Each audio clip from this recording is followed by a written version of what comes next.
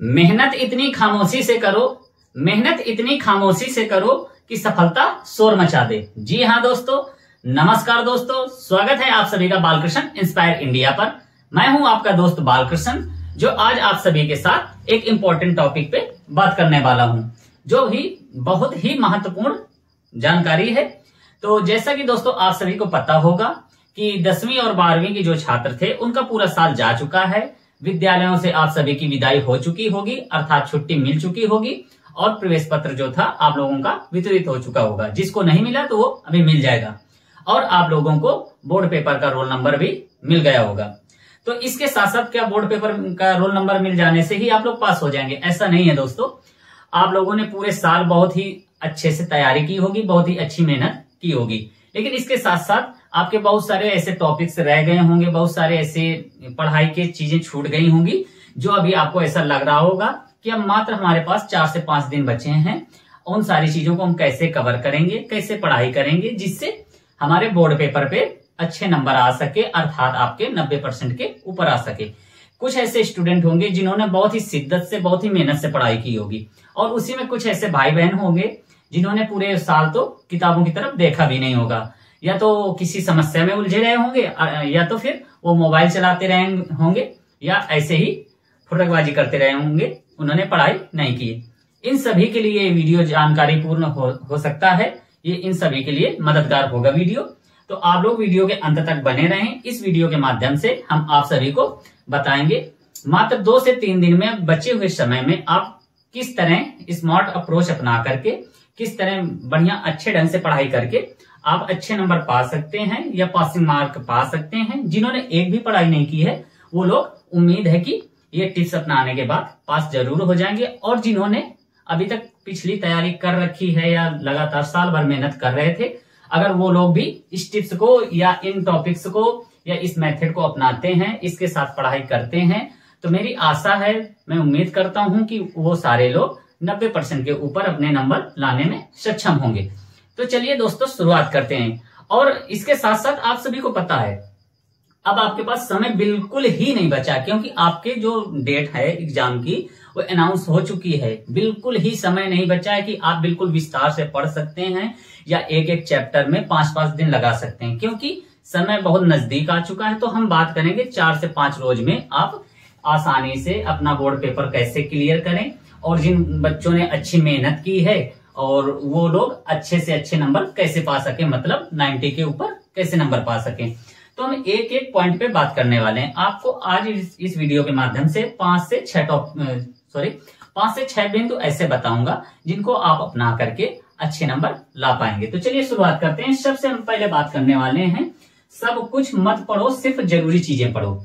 ऐसा होगा कि अब जैसे बहुत सारे स्टूडेंट अभी किताबें खोले होंगे, तो उनको लग रहा होगा कि मैं सब कुछ 4 दिन में पूरा पढ़ डालूंगा, सारी रात रट्टा करूंगा। ऐसा नहीं हो सकता। या जिन भाइयों ने लगातार पूरे साल मेहनत की वो अब सोचे होंगे पुनः से हम सब कुछ पढ़ेंगे, लेकिन अभी आपको ऐसा नहीं करना। मैंने बताया नंबर 1 में, टॉपिक में, नंबर 1 पॉइंट में कि सब कुछ आपको नहीं पढ़ना है, सब कुछ बिल्कुल नहीं पढ़ना है, सिर्फ जरूरी चीजें। तो आप ये कैसे छांटेंगे?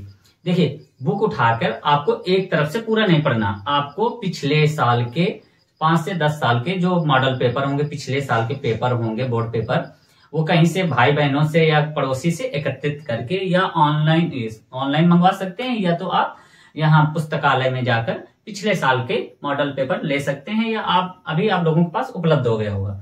तो उनको आप पढ़िए, उसमें ये नोटिस करिए कि सबसे ज्यादा किस चैप्टर से या किस टॉपिक से क्वेश्चन पूछे जा रहे हैं, या कौन से बिंदु ऐसे हैं जो बार बार दोहराए जा रहे हैं। तो उन्हीं पे आप हाइलाइटर यूज कर सकते हैं। हाइलाइटर से हाईलाइट कर दीजिए, या फिर एक साथ में अलग नोट करिए। कुल मिला के आपको कोई भी बुक या कोई भी चैप्टर या कोई भी टॉपिक्स एक तरफ से बिल्कुल नहीं पढ़ना है। उसमें महत्वपूर्ण बिंदु, महत्वपूर्ण टॉपिक्स, उन्हीं को नोट करना है या उन्हीं को हाईलाइट करना है, उनको अलग से आप पढ़ेंगे। कुल मिला के आपको सिलेक्ट बाय सिलेक्ट पढ़ना है, उसको अलग अलग छांट कर पढ़ना है, ताकि आपका समय भी बचे, क्योंकि आपके पास समय नहीं बचा है।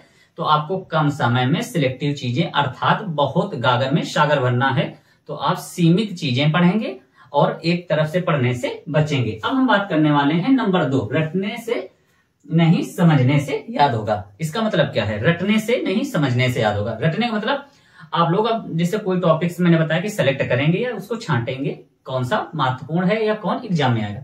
अब उसको आप करेंगे लगातार, रटते रहेंगे रटते रहेंगे। रटने से एक आपको बोर्ड पेपर में इंप्रूवमेंट नहीं मिलेगा, क्योंकि आप रटेंगे तो अभी आपको लगेगा बुक के सामने है तो आपको लगेगा मुझे सब कुछ आ गया, लेकिन जैसे आप बुक बंद करेंगे या आप स्वतः ही कहीं अकेले स्थान पर बैठकर या क्वेश्चन पेपर हल करेंगे तो वहां पूरी तरह से भूल जाएंगे। तो आपको करना क्या है, जैसे कोई टॉपिक आपने पढ़ा उसको सबसे पहले एक बार सरसरी निगाह से देखिए, फिर उसका मेथड समझने की कोशिश करिए, उसके बाद फिर उसको अपने आधार पे निमोनिक्स बना के अर्थात कोई कहानी या कोई टॉपिक्स बना के मन ही मन उसको समझिए। कोई भी टॉपिक समझने के लिए अपने मन में उसके अनुरूप कोई कहानी बना ली जाती है, उसको समझिए, जिसके माध्यम से आपको याद करने में आसानी होगी, याद करने में आपकी मदद मिलेगी।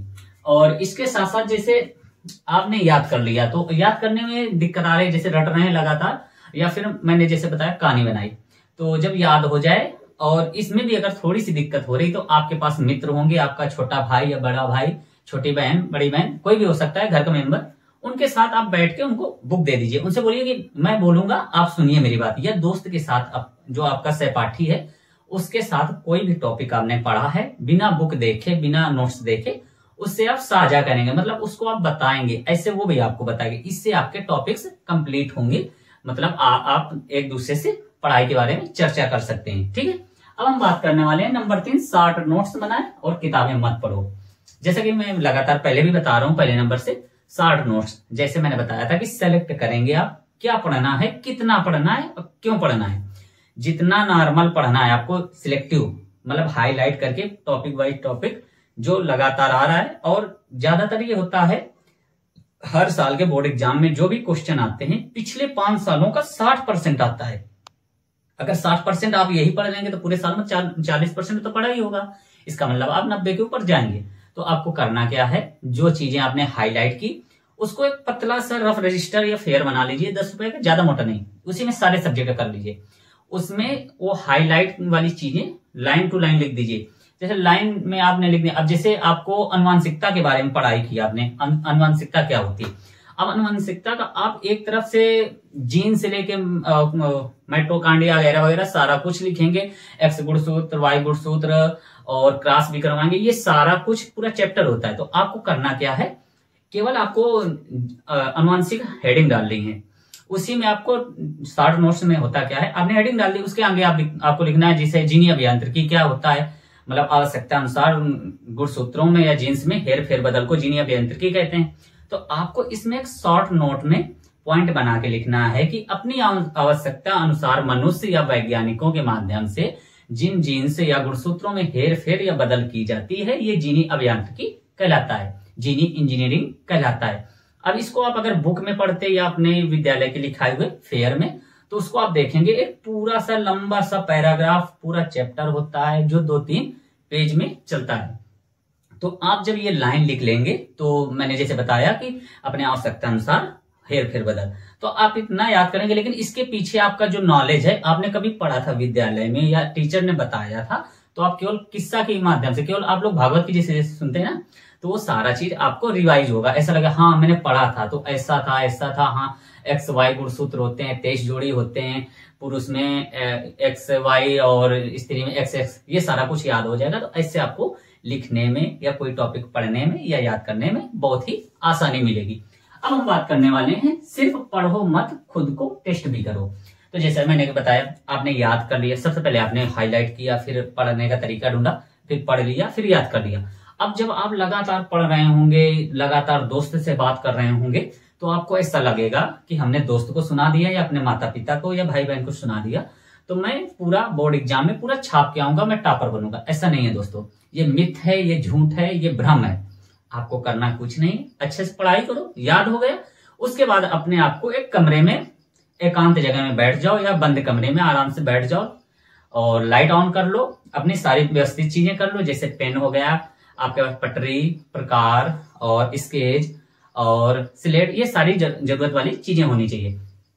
आपको एक क्वेश्चन लिखिएगा या जो मैंने बताया था पुराने वर्ष के पेपर जो होंगे उसको क्वेश्चन लिखिए और बिना किसी से बोले, बिना किसी डिस्टरबेंस के, मोबाइल भी आपके पास नहीं होना चाहिए। केवल और केवल आप मोबाइल में समय देखकर बैठ जाएंगे। अपने पास फोन मत रखिए, या फिर टाइमर लगाकर फोन दूर रख दीजिए कि जितना टाइम एग्जाम में लगता है उतना ही टाइम निकाल कर आप स्वतः ही अपना मॉडल पेपर हल करिए, या अपने कॉपी पर उसको बिल्कुल ये जो आपका बोर्ड एग्जाम होगा, यूपी बोर्ड एग्जाम, सेम उसी माध्यम से, उसी रिदम से, उसी अनुशासन से आप उसको हल करिए, लिखिए, जिससे आपका इंप्रूवमेंट होगा, आपका टाइम मैनेजमेंट होगा। आप अच्छे समय में, सही समय में पूरी कॉपी कैसे लिखेंगे, पूरा एग्जाम, पूरा पेपर कैसे हल करेंगे, इस पे आपको सहायता मिलेगी, मदद मिलेगी। और इससे आपका ये भ्रम भी दूर होगा कि मुझे सब कुछ याद है।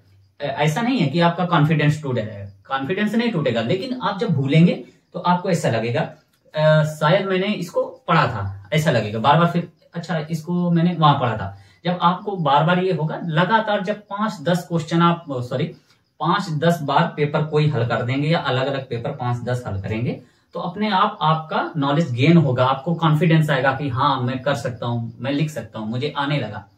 तो इसको करने से आपके अच्छे मार्क्स आएंगे, आपका परसेंटेज हाई होगा। अब हम बात करने वाले हैं परीक्षा में लिखने का तरीका। अब होता क्या दोस्तों, जैसे आप बहुत अच्छे स्कूल में, मतलब बहुत ही होशियार स्टूडेंट हैं, बहुत ही आता है, आपने बहुत ही अच्छी पढ़ाई की है, सब कुछ सही है, लेकिन होता क्या है, आपको कॉपी लिखने का तरीका नहीं पता। अब जैसे आपसे पूछा गया, सपोज दैट, जैसे आपसे कुछ भी पूछ लिया गया, बायो में पूछ लिया गया, जैसे इसके बारे में, माइटोकॉन्ड्रिया के बारे में पूछ लिया, तो माइटोकॉन्ड्रिया केवल इतना बताना है कि ये पावर हाउस होता है कोशिका का। अब पूछा गया है पावर हाउस, कोशिका का पावर हाउस किसे कहते हैं, इसका उत्तर केवल ये होना चाहिए कि माइटोकॉन्ड्रिया। मतलब ये वन लाइनर क्वेश्चन है, बहुविकल्पी या अति लघु उत्तरीय है, केवल सिलेक्टिव उत्तर हमें देना है। अब इसमें बहुत सारे स्टूडेंट क्या करेंगे, जैसे पूरा आपको अनुवांशिकता का पूरा चैप्टर आता है या सब कुछ आता है, तो बहुत सारे लड़के, बहुत सारे भाई बहन हमारे गलती ये करते हैं कि इसके बारे में पूरी लंबी सी कसीदें कसने लगते हैं, मतलब एक तरफ से विस्तार में लिखने लगते हैं। जबकि हमें केवल ये ध्यान देना है कि हम किस प्रकार का प्रश्न हल कर रहे हैं, अति लघु उत्तरीय है या लघु उत्तरीय है या दीर्घ उत्तरीय है। और इसके साथ साथ हमें ये याद रखना होगा कि हमसे एग्जामिनर या क्वेश्चन पेपर हमसे क्या पूछ रहा है, केवल सिलेक्टिव और मतलब बिंदुवार क्वेश्चन का आंसर देना। मेरा मतलब समझ रहे हैं आप। जैसे मैंने अभी क्वेश्चन क्या बोला था कि कोशिका का पावर हाउस किसे कहते हैं, तो कोशिका का पावर हाउस माइटोकॉन्ड्रिया को कहते हैं। हमें ये केवल उत्तर लिखना है, और आपको ये गलती नहीं करनी कि हम मानव शरीर में अनेक करोड़ों कोशिकाएं होती हैं जिनके बिना हमारा जीवन व्यर्थ है। ये सारा कुछ आपको लिखने की बिल्कुल भी आवश्यकता नहीं, केवल आपको इसका सेलेक्टिव और मोस्ट इंपॉर्टेंट बिंदु ही लिखना है, मतलब जिससे केवल हमारे उत्तर की पूर्ति हो जाए, उतना ही लिखना है। बहुत बड़बोलापन नहीं दिखाना है, फालतू की उसमें कहानियां नहीं बनानी है। हाँ, कहानियां कहाँ बनानी है, जैसे अब यहीं पे आ गया, ये लघु उत्तरी में है, अति लघु उत्तरी में तो एक लाइन में हो गया। लघु उत्तरी में होता तो इसमें 2-4 लाइनें अपनी तरफ से ऐड कर देते, जब आपको नहीं आता अपने अनुसार आप उसको साफ साफ लिख के उसमें ऐड करते थे, लेकिन उसमें आपको कॉपी में एक भी कटिंग नहीं करनी। अब जैसे ये क्वेश्चन आपका आ गया अति दीर्घ उत्तरी में आ गया, तो आप क्या करेंगे, आपको केवल इतना पता है कि ये कोशिका का पावर हाउस होता है और इसका बस इतना ही पता है। तो इसमें आप क्या करेंगे, सबसे पहले इसमें बहुत अच्छे से ढंग से पूरा इसका सिस्टम, श्रृंखला, संरचना समझ के इसको लिखेंगे। और इसके साथ साथ जैसे आपको पूरा नहीं आ रहा है तो आपको करना क्या है, पेंसिल जरूर ले जाना है, पेंसिल, रबर, कटर, सब कुछ। तो आपको माइटोकॉन्ड्रिया का मोटा मोटा चित्र माइंड में होगा, तो तुरंत उसको बना देना है, बड़े से क्षेत्र में बनाना है, कम से कम 8 लाइनें ले जानी है। उसमें होगा क्या, चित्र बनाएंगे, उसको साफ चित्र बनाना है, भले गलत हो जाए, कोशिश ये करना कि सही चित्र बनाना, मेरे कहने से नहीं, कोशिश ये करना सही चित्र बनाना।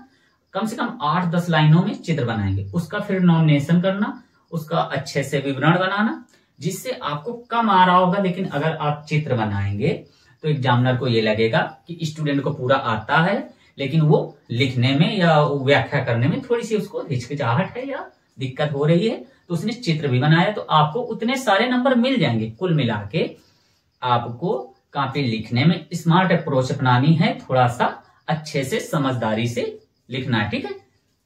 अब हम बात करने वाले हैं लास्ट की तैयारी सबसे जरूरी टिप्स। अब आपको करना क्या है, सबसे महत्वपूर्ण चीजें ये होती है, सारा कुछ मैंने बता दिया 5 पॉइंट में। अब लास्ट का ये पूरा सब पूरे पॉइंट्स का निचोड़ है। इसमें करना क्या है, आपको कॉपी सही ढंग से व्यवस्थित लिखनी है।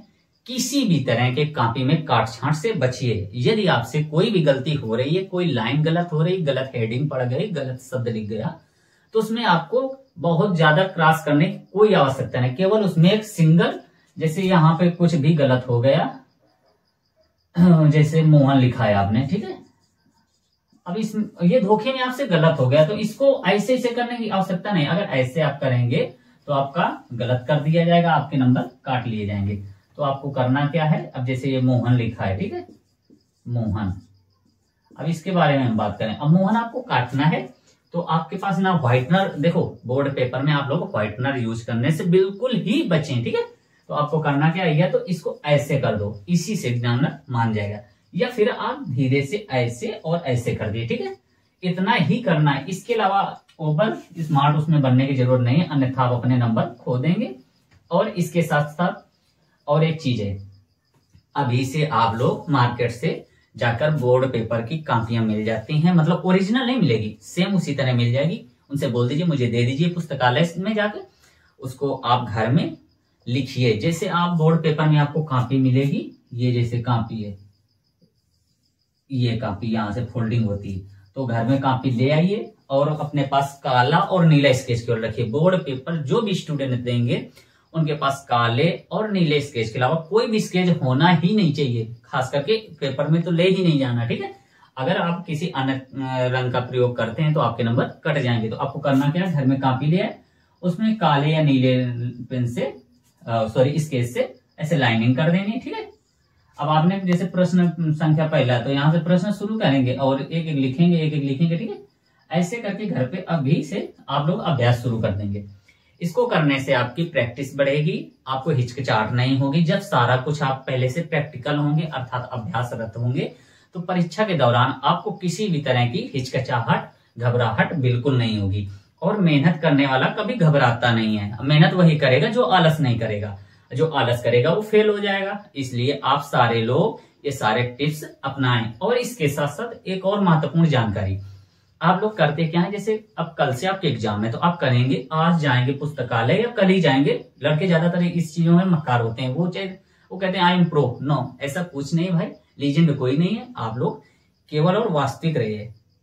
तो आपको करना क्या है, जैसे कल से एग्जाम है या आगे अब जब भी एग्जाम है, तो आपको अगले दिन, मतलब कल ही, आज वीडियो देखना है तो कल ही जाकर पुस्तकालय से आपको पेन जितने यूज करने उतने ले लीजिए। उन पेन का करिए क्या, घर आकर के उसको रफ में एक एक ऐसे लिख डालिए, या कुछ भी कविता लिखिए, या उससे क्वेश्चन हल करिए, या मैथ लगाइए, कुछ भी करिए। मतलब सारे पेन को कम से कम 5-5 लाइनें लिख डालिए। मेरे कहने का मतलब है सारे पेन जितने आप एग्जाम में ले जाएंगे वो रवा होने चाहिए। कई बार ये होता है कि आप जब नए पेन ले गए हैं तो उसको लिखने में थोड़ा सा टाइट चलता है शुरुआत में, या तो फिर किसी की छर्रा निकल गया या किसी कारणवश पेन खराब हो जाता है, जिससे आपका कॉपी लेखन जो होता है, पुस्तक लेखन जो आप परीक्षा लेखन करेंगे उसमें कठिनाई आएगी, या आपकी राइटिंग सुंदर नहीं दिखेगी, लेखन आपका सुंदर नहीं दिखेगा, जिसकी वजह से आपकी कॉपी जो होगी उसका सौंदर्य चला जाएगा। मतलब लिखावट और सजावट आपकी कॉपी की कम हो जाएगी, जिससे आपके नंबर कट सकते हैं। नहीं कटेंगे तो आपको